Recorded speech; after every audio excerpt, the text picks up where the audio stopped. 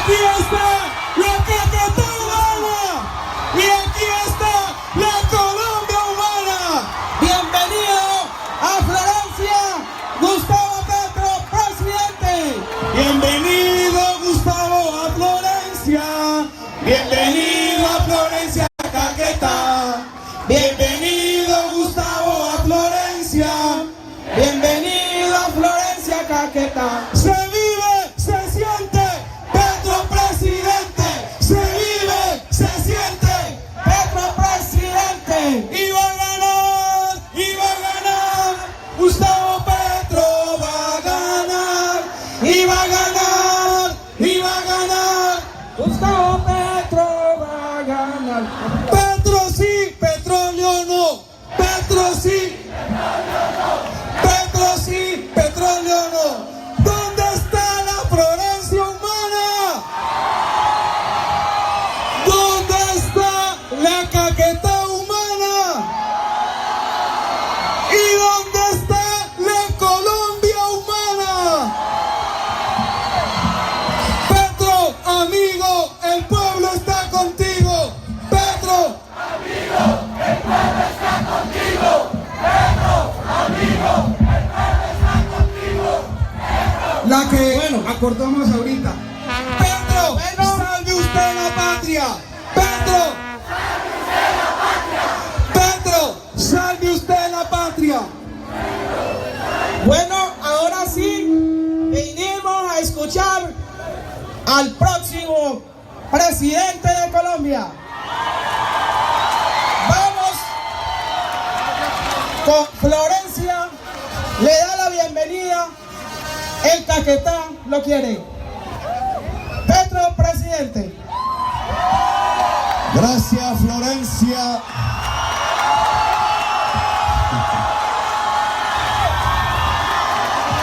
Gracias, gracias.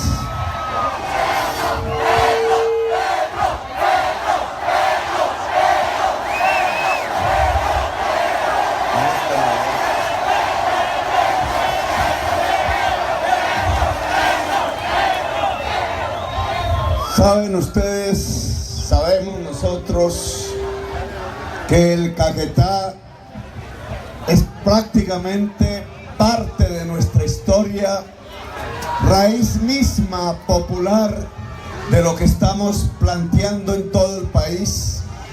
Les agradezco, a pesar de las condiciones climáticas que casi no nos dejan llegar, la presencia de todos ustedes en este acto, en esta manifestación que demuestra que el pueblo caqueteño no está por hacer retroceder el país a épocas arcaicas, a épocas de violencia intensa, a épocas sin salida, sino que estamos dispuestos a abrazar el siglo XXI, a aceptarlo y a avanzar como una sociedad democrática, una democracia multicolor, una sociedad que pueda y sepa reequilibrarse con la naturaleza, una sociedad que por fin pueda encontrar las vertientes verdaderas de la paz. El Caquetá es el fruto de una violencia inveterada en el país, una violencia que ha acompañado a Colombia desde que es república en los últimos 2 siglos, una violencia que hunde su raíz en la desigualdad social. Aquí vinieron generaciones, aquí vinieron nuestros padres, aquí vinieron nuestros abuelos huyendo en otros lugares del país, de tierras fértiles, en otros lugares del país, allá en la zona cafetera, en el Tolima, en el Huila, huyéndole hace décadas a la violencia. Y las generaciones que aquí llegaron, escapando de esa violencia, tratando de romper con el hacha la selva, tratando de encontrar un lugar de paz, igualmente volvieron a encontrar la violencia. Decía José Eustacio Rivera, allá en su libro La Vorágine, un señor del Huila,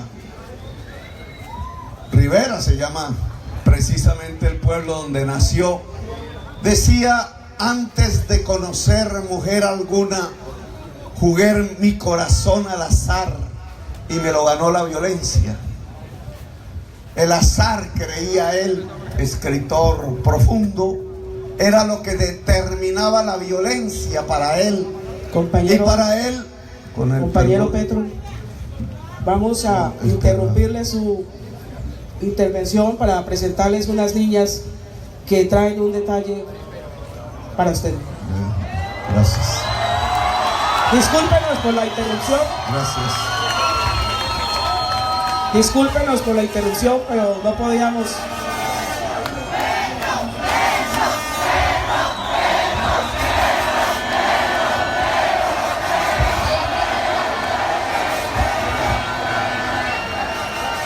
Buenas tardes. En nombre de todos los niños, niñas y jóvenes rurales del departamento del Caquetá, señor Petro, queremos entregarle este hermoso cuadro que representa la esperanza que tenemos los jóvenes, de que la esperanza de paz, de la educación, llegue a todos los sectores del departamento del Caquetá, y no solo al Caquetá, sino a todos los departamentos de Colombia. Muchas gracias. Gracias a ti. ¿También? Hola, ¿cómo estás? Un besito. Hola. Hola. ¿Cómo estás? Gracias.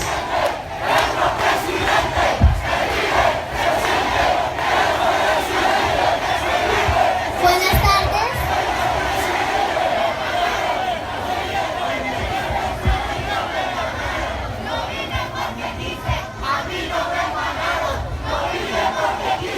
Buenas tardes.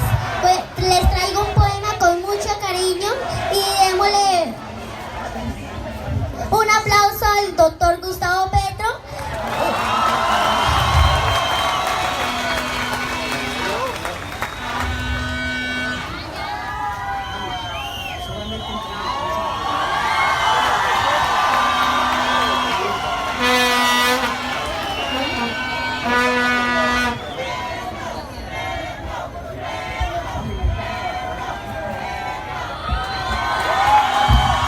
Gracias.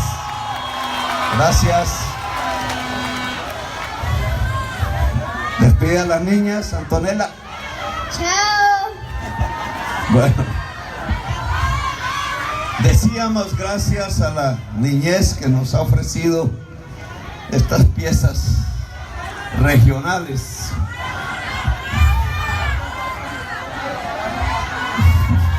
Decíamos, hablando de José Eustacio, que él pensaba que era la sal, el azar, lo que había generado la violencia, que escribía en su libro, que trata de algunos pasajes no lejanos de este territorio, por allá en principios del siglo XX, y que nos muestra, por una parte, cómo la violencia ha acompañado la patria desde casi su inicio. Son generaciones y generaciones de jóvenes que nunca han conocido la palabra paz.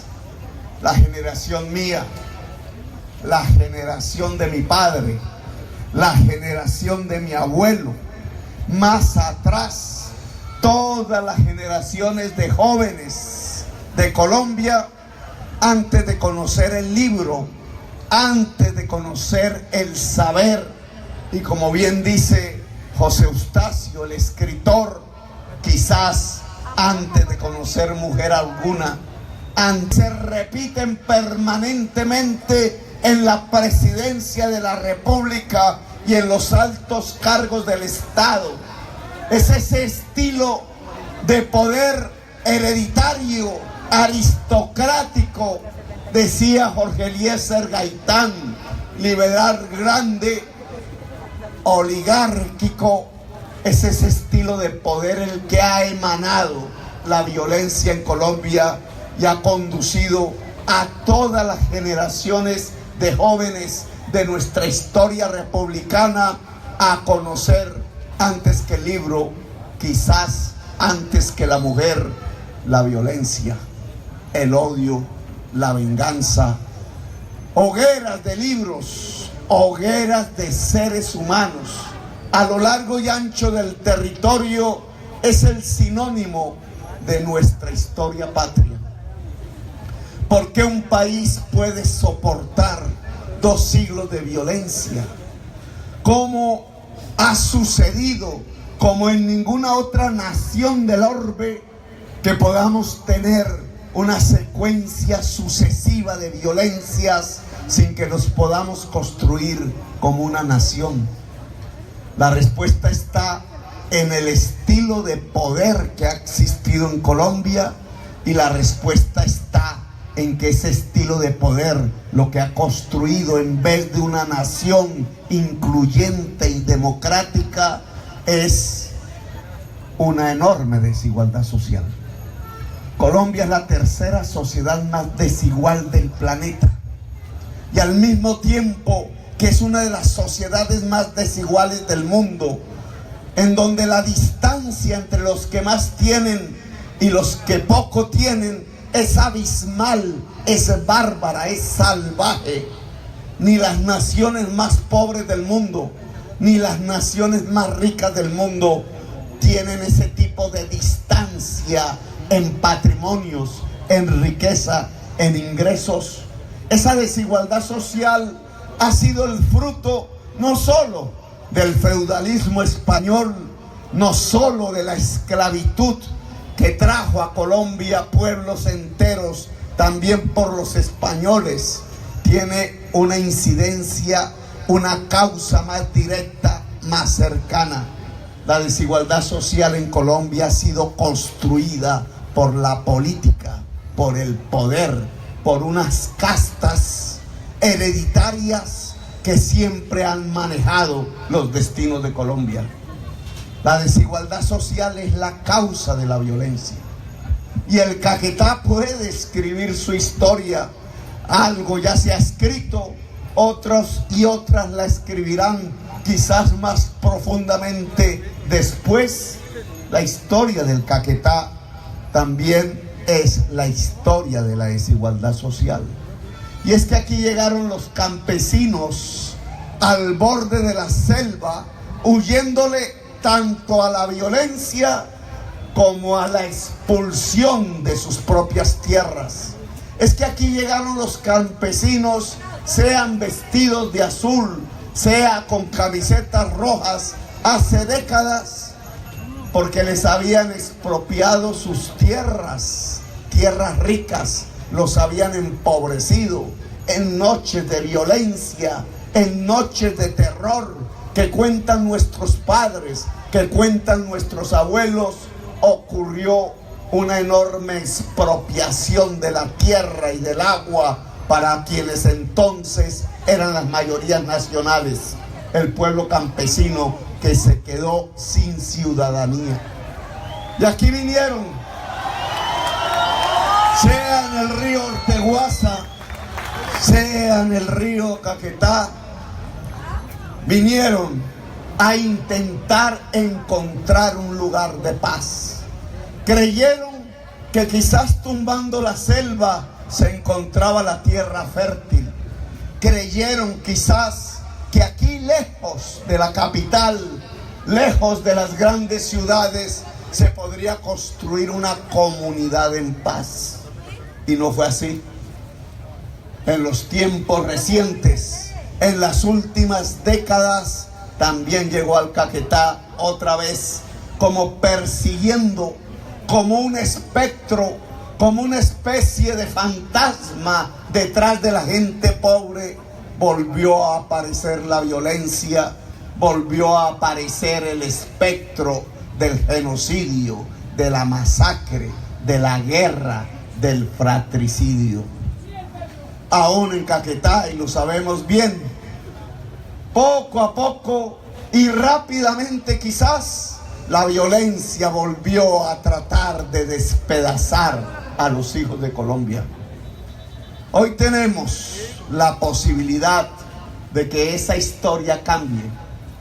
O tenemos también la posibilidad de que, como ha ocurrido en estos 2 siglos, una guerra sea seguida inmediatamente de otra guerra.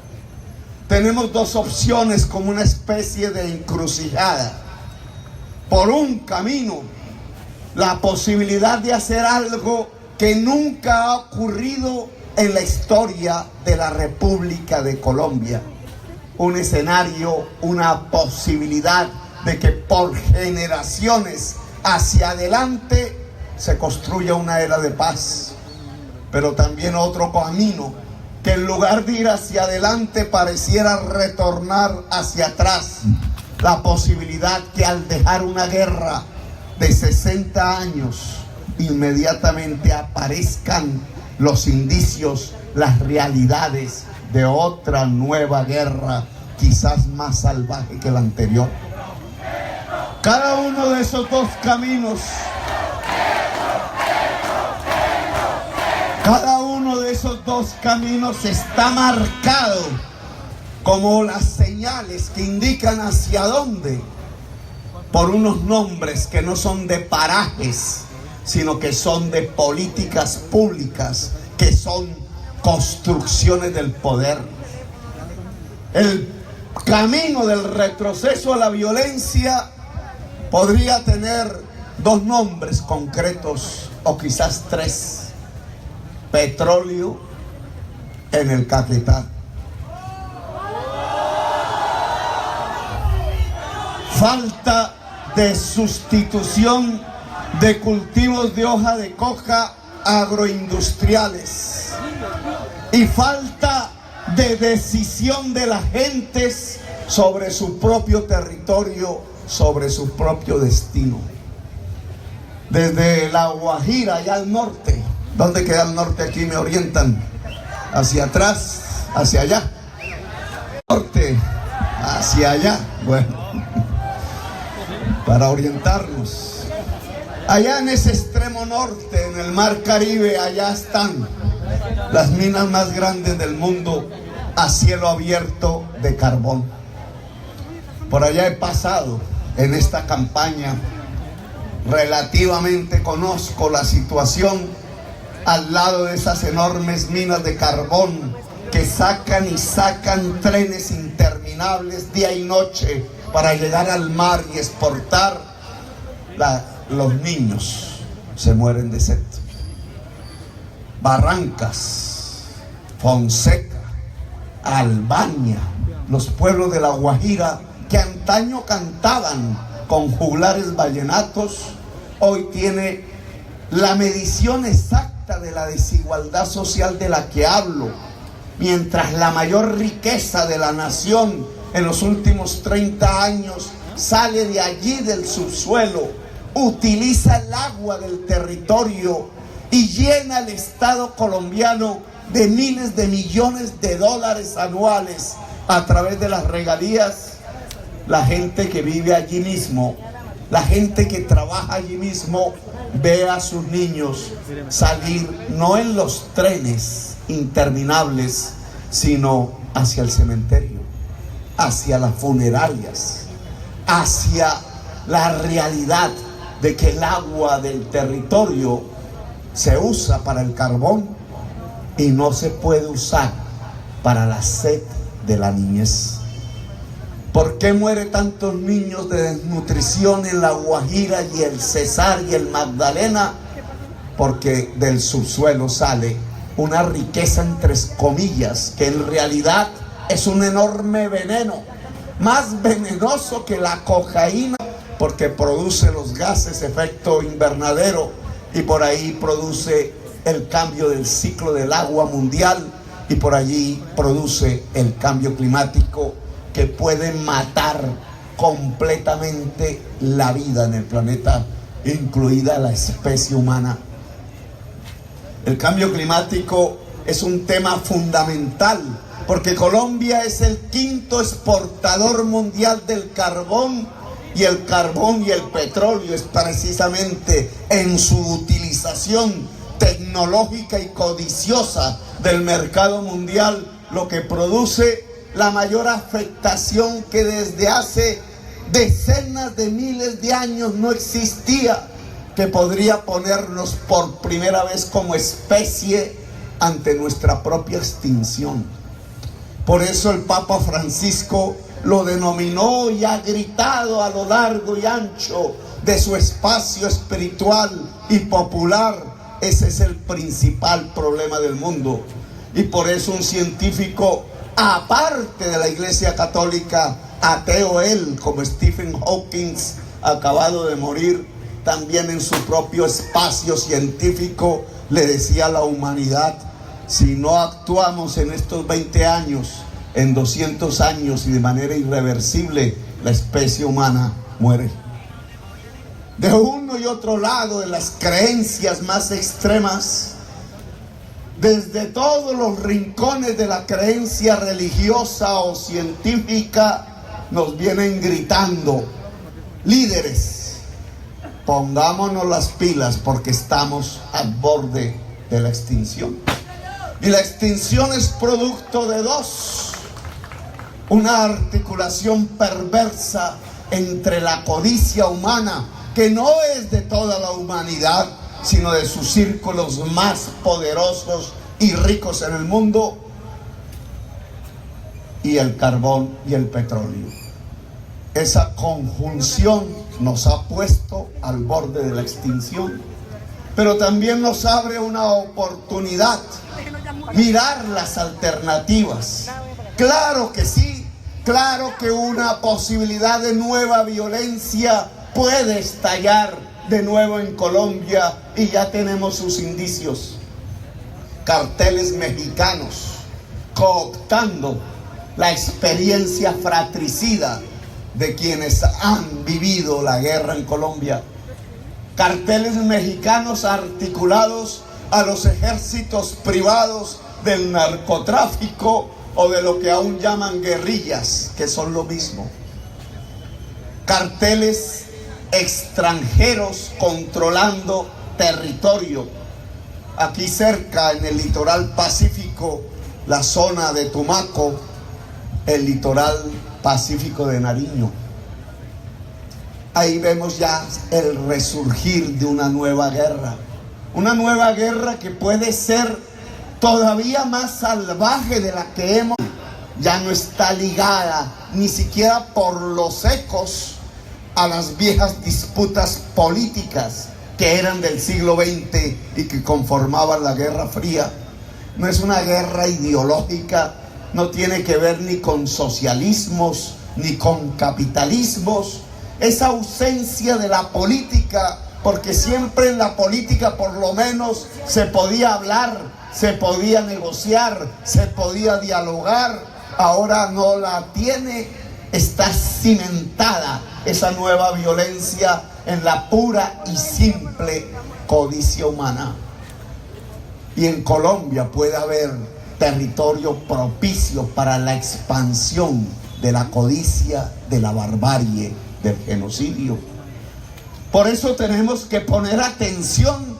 No es un gobernante hijo de la vida fácil el que podría detener el surgimiento de esas nuevas violencias bárbaras y salvajes. No es un candidato que le ofrecen un título de doctorado si estudia en Harvard y se aguanta unos 2 años el frío glacial del norte de Nueva York, y que cambia esa oportunidad apenas por un título de conferencia de 3 días, durmiendo cómodo en su cámara allá en el centro del país.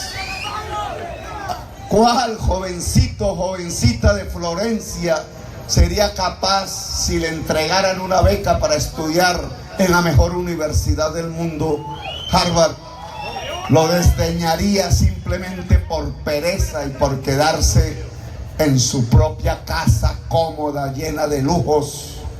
Ningún hijo de Florencia tendría esos lujos, realmente cambiando el saber por la pereza. cualquier jovencito o jovencita, aguantar hambre y a tomar tinto y café todos los días para poder llegar al cabo de 2 años con el esfuerzo de haber estudiado cultivos. Ellos no saben qué siente un campesino cafetero en la pendiente de la cordillera central tratando de abrir un surco en las tierras altas. Ellos no saben qué siente una mamá cuando todos los días sale a trabajar para intentar lograr que sus hijos puedan vestirse, comer, educarse.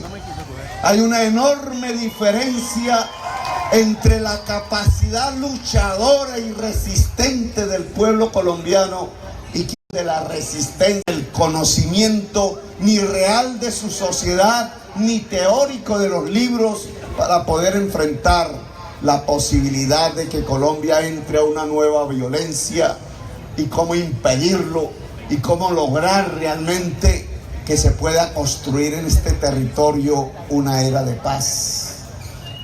Claro que hay un camino de retorno a la violencia. Si no se sustituyen eficazmente los cultivos de la hoja de coca, no a partir de bombardear con glifosato y veneno las aguas y la tierra, no solo con una sustitución de cultivos, sino, ¿por qué no?, por una sustitución de tierras, donde se ha visto que en las tierras fértiles de Colombia, las más fértiles tierras de este país, se cultive una mata de hoja de coca. En los valles geográficos del río Cauca, allá donde se cultiva la caña de azúcar como un monopolio, casi como un monocultivo, allá en las fértiles planicies de la sabana de Bogotá, en tierra fría, allá en el Magdalena Medio, de tierras fértiles en manos de los mega narcoterratenientes, o allá en las planicies fértiles del Caribe colombiano, ustedes no encuentran una mata de hoja de coca. La mata de hoja de coca se encuentra en tierras no fértiles, en tierras amazónicas, en tierras selváticas, porque la mata era una mata de la selva amazónica. Allí es donde la encuentran, pero al lado del campesino empobrecido. La primera pregunta que uno tendría que hacerse es: ¿por qué el campesino empobrecido está en la tierra no fértil? ¿Y por qué en las tierras fértiles de Colombia no hay campesinos? Indudablemente ustedes tendrían como respuesta la triste historia de la desigualdad social en nuestra república. Es que en las tierras fértiles no hay campesinos, porque a los campesinos los expropiaron de su tierra, de su agua, a partir de la sierra eléctrica, a partir de la violencia, incluso con la excusa del sectarismo político. El Caquetá es fruto de ese sectarismo político de otras regiones.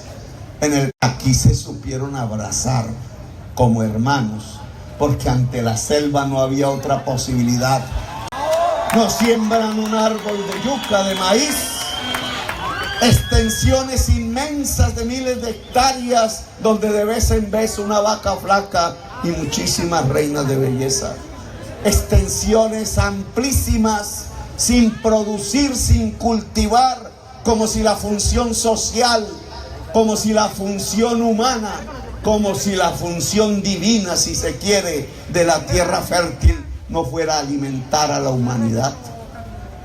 Esas tierras allá desocupadas, siendo fértiles, tienen la otra cara de la moneda: la ocupación poblacional, huyendo de la violencia de tierras infértiles en las selvas, y eso tiene un producto: la hoja de coca, la pasta y la cocaína. La cocaína en Colombia es el producto de la desigualdad social. Igual que la violencia, la cocaína y el hecho de habernos convertido en país, dicen fuera de Colombia, narcotraficante, tiene una fuente y una raíz, la desigualdad social, y la desigualdad social tiene una causa: quienes han detentado el poder en Colombia. Por eso una negociación puede reversar el proceso histórico.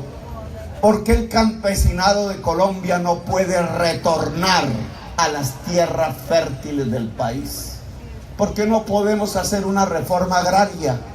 ¿Por qué la política que un grande liberal, hace casi un siglo, presidente de la República, Alfonso López Pumarejo, había propuesto, incluso reformando la vetusta Constitución de 1886, hecha por las fuerzas más retardatarias de Colombia? Porque esa reforma que hizo el liberal grande en 1936 no se puede aplicar hoy en Colombia. Él hablaba de la propiedad privada con alrededor, no de la casita del habitante del que está en la ciudad, sino que lo pensaba en función de los grandes latifundios de Colombia en tierras fértiles. Los de Colombia en tierras fértiles los poseen gentes que no quieren hacer producir la tierra, y entonces el mundo campesino tiene que arrinconarse o en los páramos o en las montañas de tierras infértiles o en las selvas de Colombia. Él tenía una propuesta, le llamó la Revolución en Marcha, y decía: pongámosle impuesto a esos latifundistas improductivos para que a partir del impuesto tomen dos opciones libremente: o pagan el impuesto o venden la tierra o se la ponen a producir. El comienzo de una solución al problema del narcotráfico en Colombia pasa fundamentalmente, si queremos privilegiar la población campesina, por lograr que el latifundio en Colombia sea para quienes quieran producir alimentos en tierras fértiles. El aguacate y 300 productos como el aguacate, que además podrían transformarse industrialmente. Y aquí una segunda solución. Podemos hablar no simplemente de sustitución de cultivos, sino de sustitución de tierras, palabra que ha sido olvidada, ocultada, tachoneada y borrada por quienes en Colombia han dirigido la política norteamericana de lucha contra las drogas. Los gringos no pueden entender esta realidad de Colombia, no pueden entender nuestro feudalismo, porque ellos hace tiempos quizás nunca vivieron el feudalismo. Ese país poderoso industrialmente, militarmente en el mundo, tiene una agricultura moderna conformada por granjeros, no por latifundistas. Y esos granjeros no son más sino campesinos enriquecidos a partir de una política pública norteamericana que supo inteligentemente pensar que la industrialización de su propio país dependía de la modernización de sus tierras fértiles, y no pasaron por un proceso de construcción de desigualdad, sino que repartieron democráticamente las tierras del Mississippi, del Missouri, 900 millones de hectáreas fértiles. Ahí hay un poder que cuando ellos llegan aquí no pueden comprender lo que nos pasa, porque nosotros no tenemos 900 millones de hectáreas fértiles, tenemos 15, muchísimo menos, que están ubicadas en el mar. Se le entregue a gente que tengan la vocación agraria, y no se necesita expropiar para eso. Como dice RCN Petro, el expropiador no, es que esas tierras fueron expropiadas antes. Y fueron expropiadas por los dueños del poder político y por los dueños no de la hoja de coca, sino de la cocaína exportada. Fueron expropiadas a partir de ejércitos privados del narcotráfico que al Caquetá también entraron. Los gringos no pueden entender eso, pero los colombianos sí podemos entenderlo. Sí podemos entender que la modernización agraria, que la utilización productiva de la tierra fértil está en la base no solo de nuestra industrialización, sino está en la base de la construcción de una sociedad democrática y moderna, está en la base de la paz. La paz no es una negociación con la guerrilla. La paz no se construye cuando cúpulas armadas se reúnen a resolver sus problemas militares. La paz no es un acuerdo simple de cómo se desmoviliza un ejército o cómo se moviliza políticamente. La paz es un acuerdo de la sociedad. La paz le pertenece a la sociedad desarmada de Colombia. La paz es un acuerdo, sí, pero no entre cúpulas armadas. La paz es un acuerdo, sí, pero entre toda la diversidad de la sociedad colombiana, y tiene que ver con las reformas fundamentales, con lo que Álvaro Gómez Hurtado, un conservador grande, había ya dicho antes de su asesinato. La paz es un acuerdo sobre lo fundamental, y un eje de lo fundamental es la tierra en Colombia. El Caquetá es producto de una desigualdad social, pero si queremos construir una era de paz, nosotros tenemos que hablar de la justicia social, es decir, de la manera como desandamos el sendero de la desigualdad social, y la construcción de la justicia social pasa por un eje fundamental: la tierra en Colombia y su producción, la tierra fértil, que es decir, la tierra y el agua.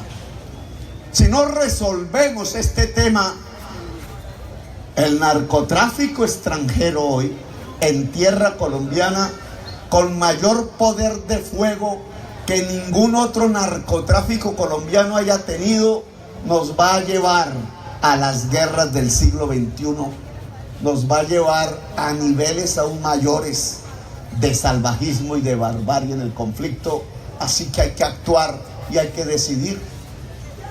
Uno de esos señales del viejo camino que nos retorna al pasado no solamente habla de no solucionar el problema del cultivo de la hoja de coca, de no solucionarlo a través de utilizar los mecanismos ya fracasados de sustitución de cultivos sin industrialización, de sustitución de cultivos sin cumplimiento de acuerdos o de masificación de la fumigación.